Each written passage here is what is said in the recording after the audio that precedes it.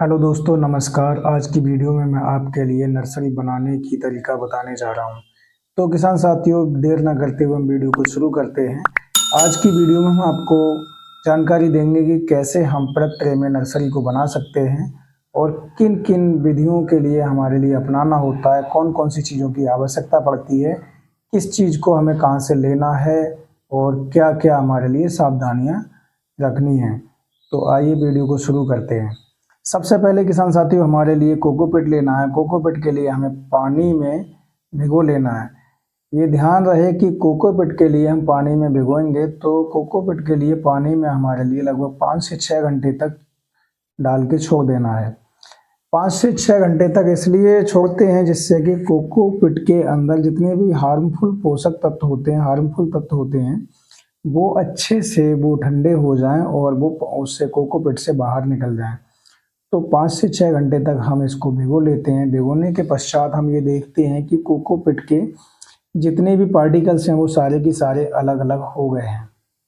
सारे पार्टिकल्स अलग अलग हो गए हैं। फिर हम उसके लिए पानी से अलग कर लेंगे। पानी से अलग करने के बाद हम उसके लिए किसी कपड़े की सहायता से छान लेंगे और अच्छे से निचोड़ लेंगे। निचोड़ के देखेंगे कि सारे के सारे पार्टिकल्स अलग अलग हो गए। फिर हमको उसके लिए 2-3 बार पानी से वॉश करना है। 2-3 बार पानी से हमको इसलिए धुलना है कि जितने भी उसके अंदर हार्मफुल तत्व होते हैं वो सारे के सारे पानी में निकल जाएं।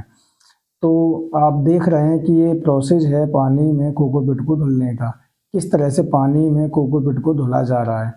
सबसे पहले हमारे लिए कोई कपड़ा ले लेना है। कपड़ा हमारा चाहे जालीदार कपड़ा हो सकता है या कोई जाली हो सकती है या फिर कोई हल्का कपड़ा ले सकते हैं, जिसके लिए हम या तो टोकरी में या फिर जो प्लास्टिक की ट्रे होती है, क्रेट होती है, उसके अंदर भी हम उसको डाल के और हम इस तरह से पानी ऊपर से डालेंगे और हाथ से उसके लिए 2-3 बार उसमें हाथ से वो पानी डाल के और उसको चलाते रहेंगे, जिससे कि अंदर जितने भी इसके अंदर जो हार्मफुल चीज़ें हैं वो सारी की सारी निकल जाएं और कोकोपीट की गर्मी है वो शांत हो जाए।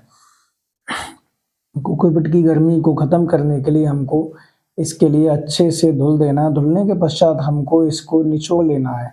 निचोड़ते समय हमको ये ध्यान रहे कि इसको इस तरह से निचोड़ना है कि इसके अंदर का सारा पानी बाहर निकल जाए। पानी इसके अंदर बिल्कुल भी नहीं रहना चाहिए।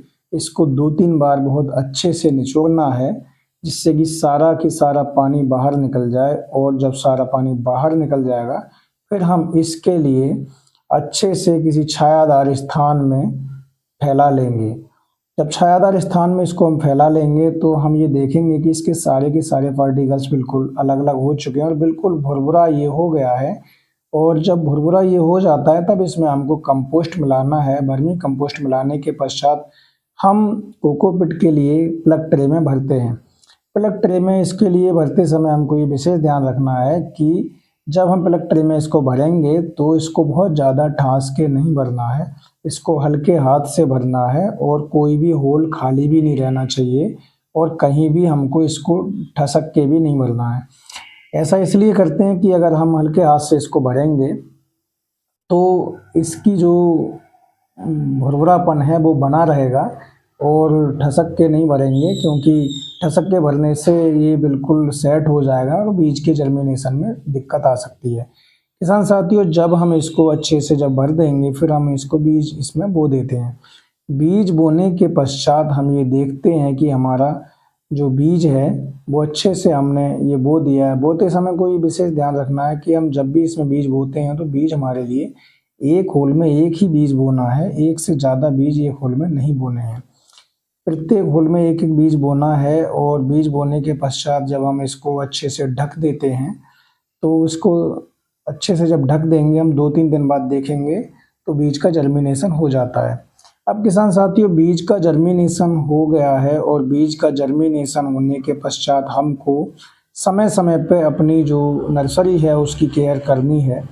केयर हमको इस तरह से करनी है कि हमको बहुत ज़्यादा धूप भी उस पर ना पड़ने देनी है और बहुत ज़्यादा उसमें पानी का छिड़काव भी नहीं करना है। एक आवश्यकता अनुसार नमी बनी रहे इस हिसाब से हमको पानी का छिड़काव समय समय पर करते रहना है और समय समय पर हमको अपनी नर्सरी को अच्छे से देखते रहना है। आप देख सकते हैं कि सारे के सारे प्लग ट्रे में बीजों का अंकुरण हो चुका है और इस तरह से ये बीज आपकी सभी नर्सरियों के बीज इसमें अंकुरित होना प्रारंभ हो गए हैं।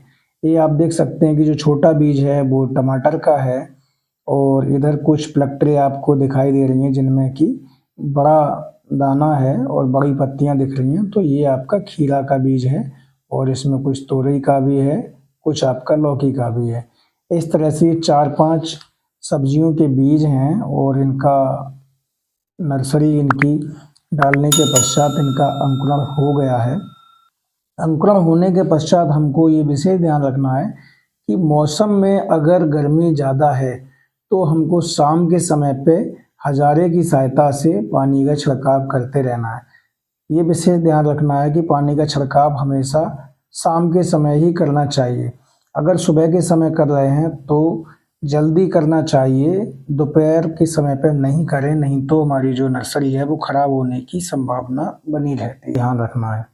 तो किसान साथियों, आगे बात करते हैं कि हमारी जो नर्सरी है ये आप देख रहे हैं कि इस समय पे नर्सरी बोने के लगभग ये आपकी 8 से 10 दिन की नर्सरी हो चुकी है और 8 से 10 दिन की नर्सरी जब हो जाती है तो इसमें इस तरह के आपके जो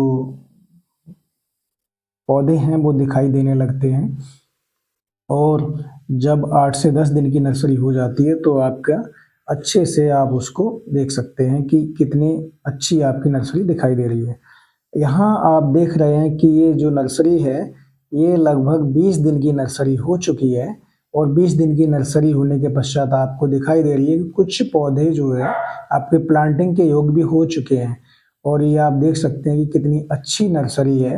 ये इसकी रोपाई के लायक ही नर्सरी हो गई है और इसके लिए 2 से 3 दिन में इसकी रोपाई करा दी जाएगी जिससे कि ये खेत में अच्छे से ग्रोथ करे। किसान साथियों, हमको ये विशेष ध्यान रखना है कि रोपाई करते समय पे हमको पौधे के लिए इस तरह से निकालना है जो कि उसका तना टूटने ना पाए और जब हमारी नर्सरी तैयार हो रही है तो उसमें पानी का छिड़काव बहुत ज़रूरी है। पानी का अगर हम छिड़काव नहीं करेंगे तो फिर समस्या आ सकती है।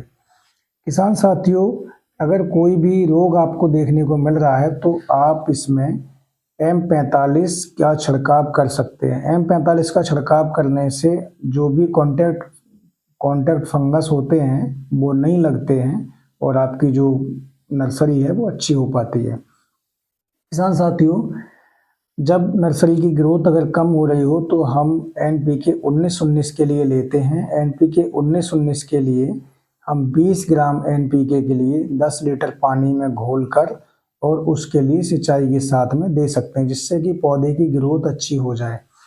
तो आप देख सकते हैं कि यहाँ पर नर्सरी अच्छी खासी है और अच्छे से नर्सरी तैयार हो रही है।